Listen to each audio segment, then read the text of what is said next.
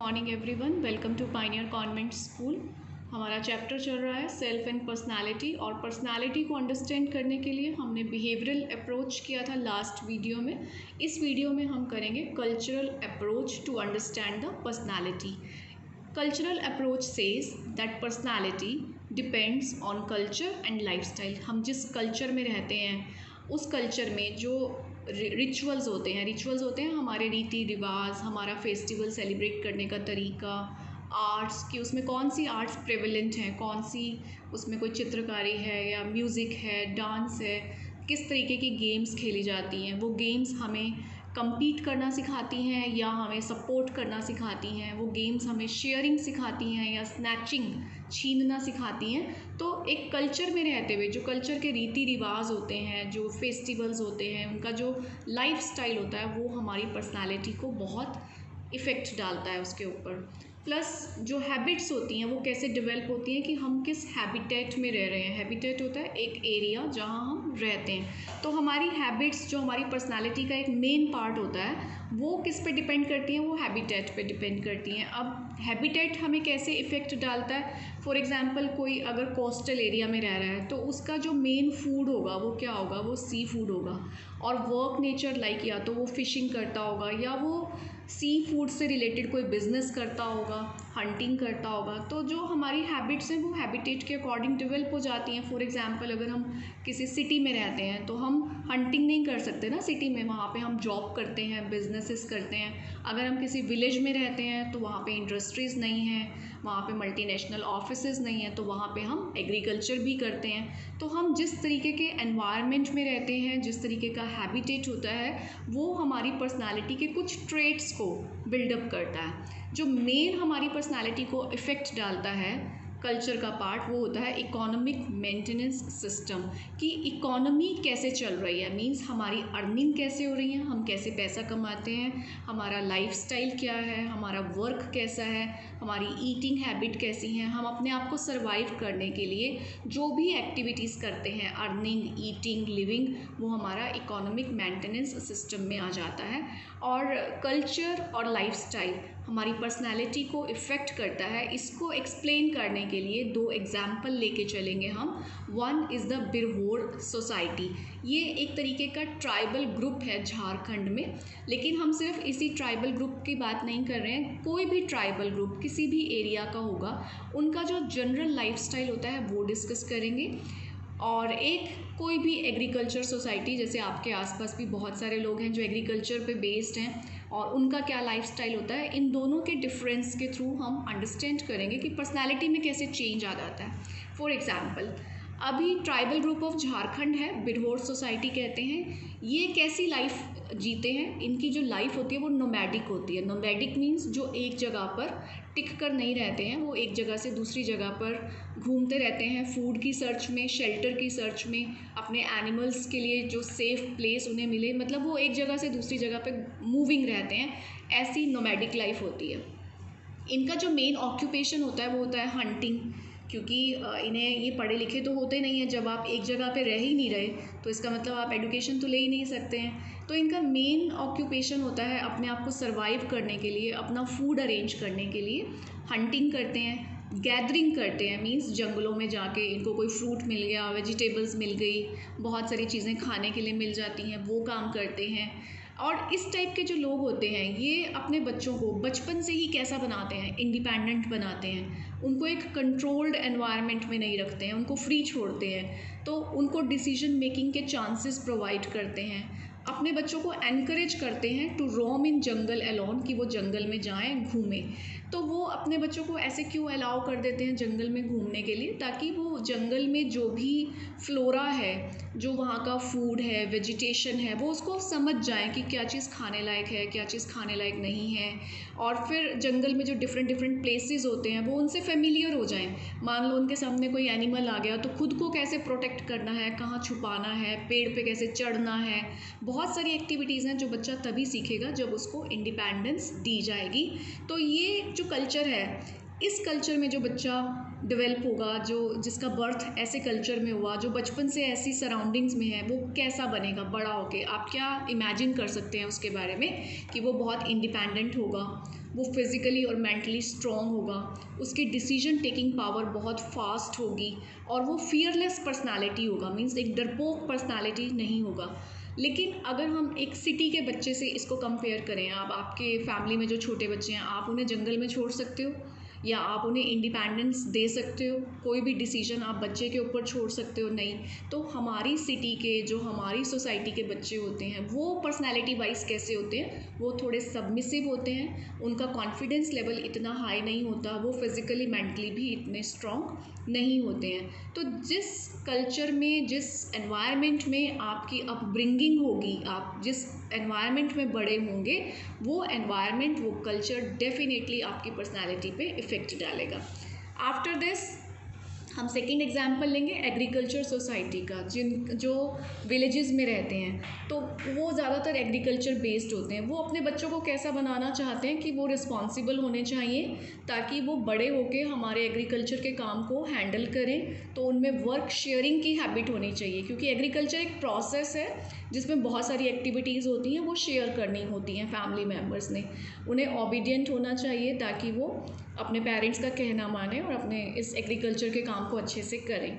तो जब ये जो बच्चे हैं, जब ये बड़े होंगे, तो ये कैसे होंगे? इनकी पर्सनैलिटी का मेन ट्रेट क्या होगा कि वो ओबीडियंट होंगे, रिस्पॉन्सिबल होंगे, वो यूज्ड टू होंगे टफ़ लाइफ के, क्योंकि एग्रीकल्चर करना ईजी टास्क नहीं है। बहुत ज़्यादा धूप में, बहुत ज़्यादा बारिश में, एक्सट्रीम कंडीशंस में काम करना पड़ता है। तो जब बचपन से ही वो ये सब देखते हैं, सीखते हैं, पार्टिसिपेट करते हैं, तो जो उनका पर्सनालिटी बनता है वो यूज्ड टू टफ़ लाइफ होता है, वो टफ़ लाइफ को भी बहुत इजीली हैंडल कर लेते हैं। तो ये था हमारा सारा कल्चरल अप्रोच कि कल्चर का हमारी पर्सनालिटी पे, हैबिटेट का हमारी पर्सनालिटी पे, इकोनॉमिक एक्टिविटीज़ का बहुत इफ़ेक्ट आता है। जिस भी सोसाइटी में हमारी अपब्रिंगिंग होती है, वो हमारी पर्सनालिटी को एक अलग तरीके से शेप करती है।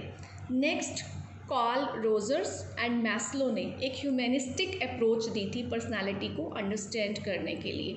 ह्यूमनिस्टिक मीन्स ह्यूमंस के कुछ बेसिक ट्रेट्स होते हैं जो कि पर्सनालिटी को शेप करते हैं, according to Carl Rogers. Carl Rogers ने कहा कि जो एक ह्यूमन बीइंग होता है, जो एक बच्चा होता है, वो एक फुली फंक्शनिंग पर्सन होता है। मींस उसके अंदर ऑलरेडी अपनी कैपेबिलिटीज़ होती हैं, उसके अंदर मल्टीटास्किंग एबिलिटी होती है कि वो एक साथ कई कामों को कर सकता है, और पूरी लाइफ वो अपनी इन कैपेबिलिटीज़ को पॉलिश करने के लिए ट्राई करता रहता है। सेकेंड, कार्ल रोजर ने हमारे बिहेवियर के कुछ एट्रीब्यूट्स बताए कि जो हमारा बिहेवियर होता है वो गोल डायरेक्टेड होता है। बचपन से ही, जब हम बहुत छोटे होते हैं, तब से ही हमारा बिहेवियर गोल डायरेक्टेड होता है, और ये बिहेवियर ही मेन बेस होता है पर्सनालिटी का। गोल डायरेक्टेड मीन्स हमारे अंदर एक सर्चिंग एटीट्यूड बचपन से होता है। जब हम बहुत छोटे होते हैं तो हमें कुछ भी मुंह में डालने के लिए हम चीज़ों को सर्च करते हैं कि कुछ भी मिल जाए तो हम अपने मुंह में डालें। बचपन से ही हमें फूड सर्च करते हैं, फूड के बाद हमें टॉयज़ सर्च करना आ जाता है, फिर हम अपनी स्टडीज़ को एक्सप्लोर करते हैं कि हमें क्या पढ़ना चाहिए, देन वी एक्सप्लोर जॉब, हम अदर कंट्रीज़ को एक्सप्लोर करते हैं, और ये बिहेवियर हमारा थ्रू आउट द लाइफ चलता रहता है, एक्सप्लोरेशन। अब ये बिहेवियर हम क्यों करते हैं? क्योंकि हमारे अंदर जो कैपेबिलिटीज़ होती हैं, जो हमारी एबिलिटीज़ होती हैं, हम उन्हें हाईएस्ट पोटेंशियल तक लेके जाना चाहते हैं। मींस सेल्फ एक्चुअलाइजेशन बिहेवियर कहते हैं इसे, कि जब हमारे अंदर जो कैपेबिलिटीज़ हैं उसको पॉलिश करना, उसको इम्प्रूव करना, हाईएस्ट पोटेंशियल पे पहुंच जाना, और ट्राई टू डू बेटर, हर दिन कुछ अच्छा करने की जो हमारे अंदर एक मोटिवेटिंग फोर्स होता है ह्यूमन बीइंग्स में। आप देखो, एनिमल्स में कोई मोटिवेटिंग फोर्स नहीं होता।